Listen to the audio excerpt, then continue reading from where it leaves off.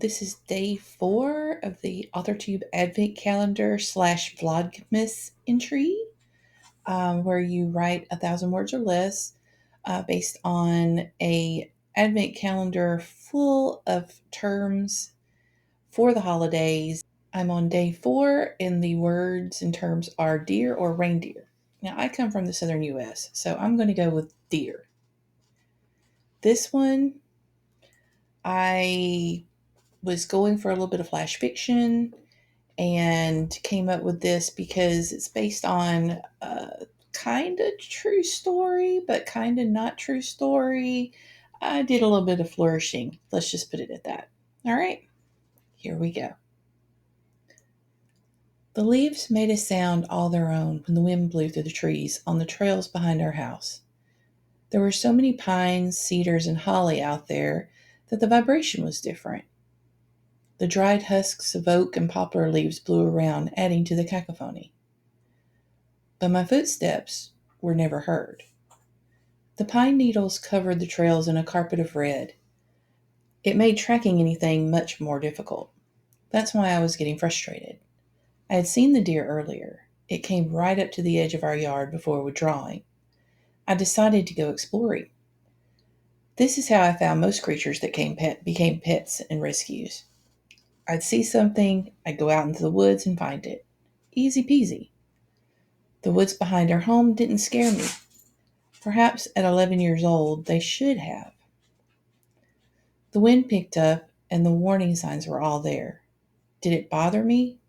No. For a child, I was always sure of my position within nature. I could either run back home and hide, still susceptible to the storm, or I could find the deer. I walked beyond the little clubhouse my friends and I had built. There were crossroads here in the little forest.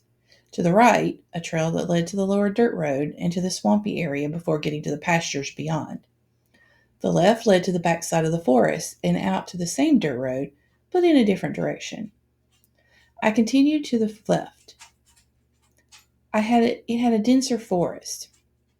It was more likely the trail of the deer.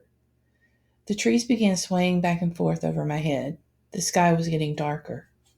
Would I not be able to find the deer before it was swallowed whole by the night? As I turned down the next portion of the trail, I saw the unique beauty ahead of me. Cream as eggnog and curious as I, the ghostly figure watched as I finished climbing over a dead tree trunk to come closer. We both paused in the middle of the wind, leftover cattail fluff dancing around us like miniature ballerinas. My feet carried me forward while my eyes remained fixed on the beautiful doe before me. Did she move closer? I stretched out my hand and she sniffed my palm, so gentle. The clap of thunder had her running down the trail. Instinct made me want to chase. I ran with her momentarily and felt free. A snap and a loud crack had me paying attention to her. I turned and jumped as a gigantic pine branch crashed to the ground where we had just been standing. The wind, the storm, it was more than that. Turning, I saw my friend watching me from a short distance away. I followed her bright fur in the darkness until the wind was too loud and the world was spinning. Dropping in a ditch next to where she was sitting, I covered my ears. I know I said thank you. I remember her nodding. And then I closed my eyes and stayed low. The tornado was gone as quickly as it came. So was my dear friend. Everything was a mess, and so I couldn't track her.